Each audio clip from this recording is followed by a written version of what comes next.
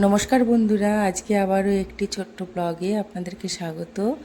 তো প্রথমে সমস্ত কাজ সেরে স্নান করে পুজোটাও সেরে নিলাম। আমার পুজো করা হয়ে গেল।